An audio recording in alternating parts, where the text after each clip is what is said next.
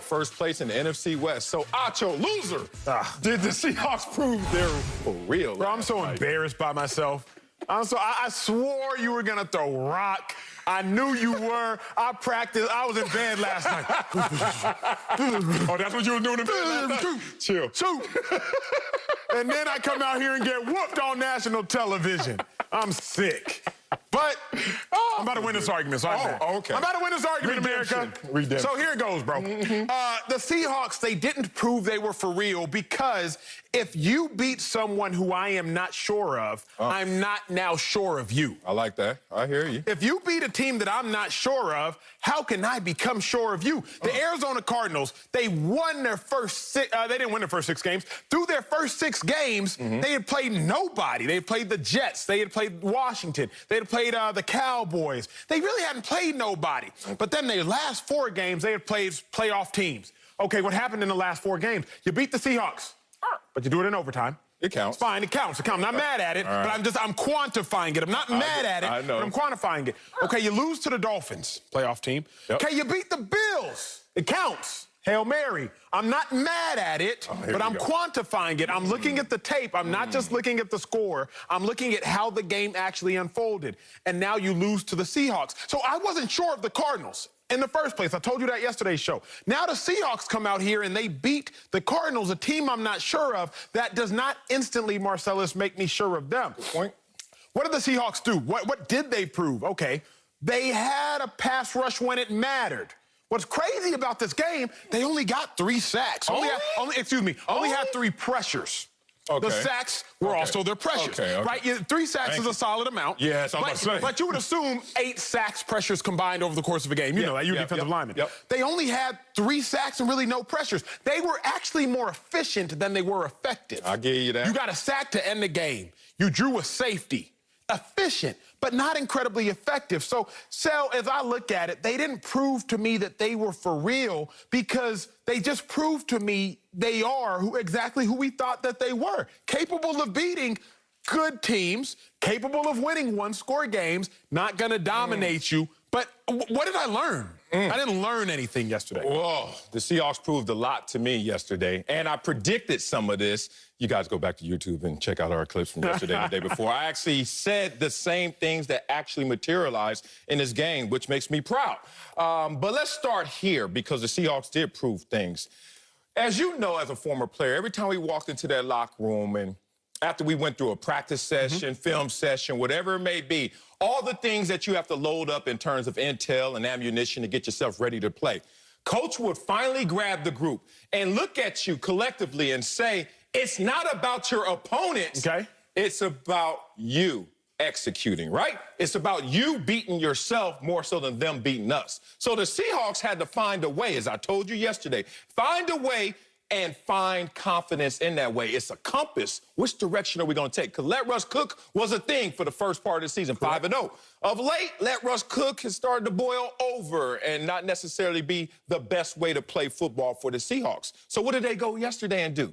They showed you the balance in their running attack. Finally, we see the running attack show up. Carlos Hyde back from his hamstring. What did he do? Season high, 79 yards and a touchdown. 123 rushing yards from the running backs. A season high. Second highest rushing total this season. And because they didn't have to let Russ cook, they didn't turn the ball over. But they turned it over in the last 2 games 7 times. So let Russ cook is not working as much because now you have balance, which is optimal for this team. But what did they also do on the other side of the ball?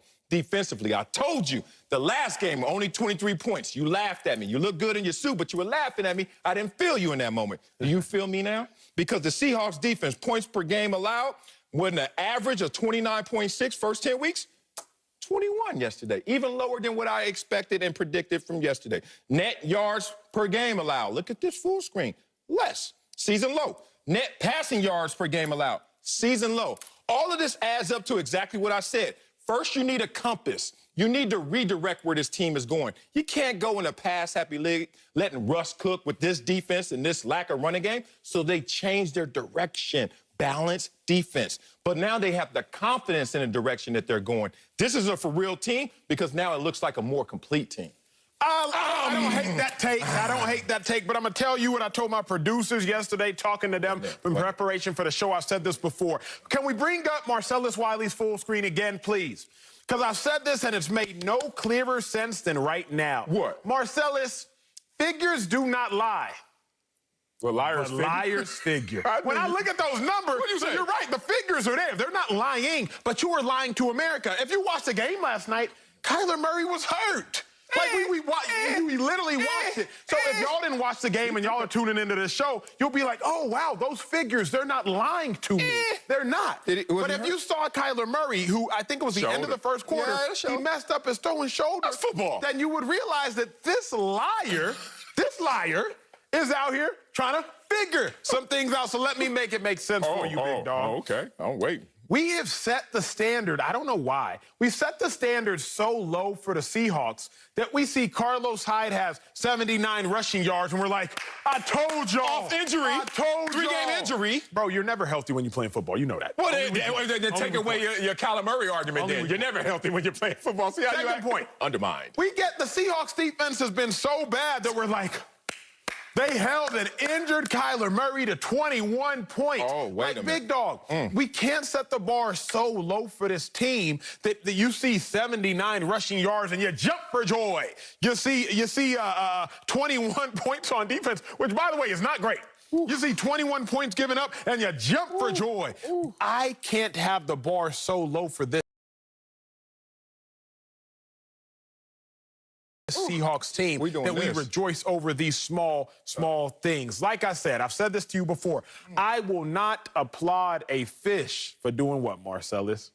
For swimming. For swimming. I'm not going to applaud your argument for swimming, and I'm not going to applaud Russell Wilson for not throwing any interceptions. That's what an MVP is supposed to do. I'm not going to applaud this defense for holding a team to 21. Interesting. It's a flip of personalities right now because when you talk about standard and holding someone to a standard, I've always been the person that's been an absolute standard giver, and you've been more of a relative standard giver based on circumstances, based on who they are, and you got to measure, judge a man by the distance traveled, right? Judge a team by the distance traveled. Do you remember the same Seahawks team that had 84 rushing yards in the win against Atlanta? I do. What about the same Seahawks team that had 98 rushing yards in the win against Miami? I do.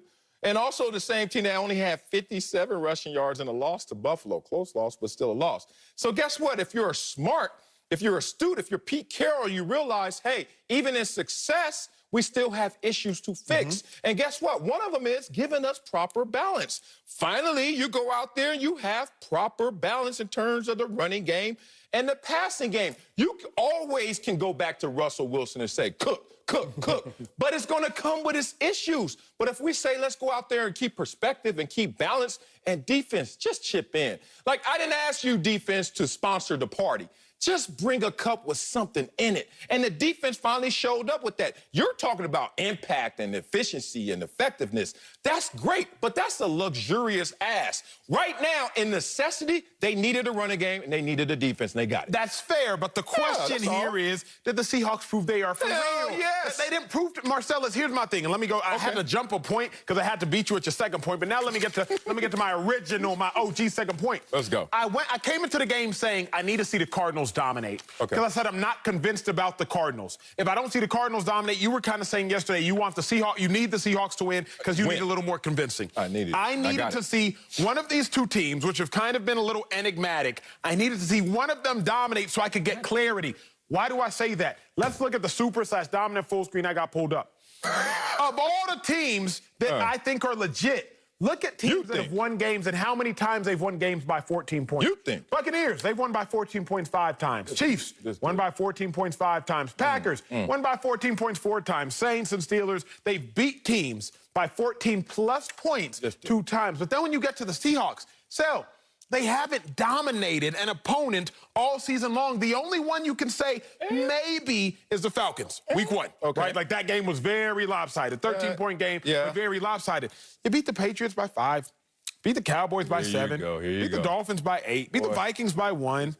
Beat the 49ers that are hurt by 10. Then you lose, and you lose. Now, a win is a win. 25% of games are decided by 3 points or less. I've said that. I say that all the time. But when it comes to the playoffs, bro, you going to trust 4 straight coin flips? Is that what you're going to do? Because in the playoffs, you're playing playoff teams.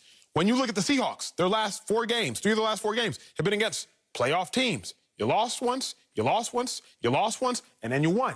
It's not going to be, oh, we can just win by 3, win by 5 against the Patriots, win by 7 against the Cowboys. Let's flip the coin, win by 8 against the Dolphins.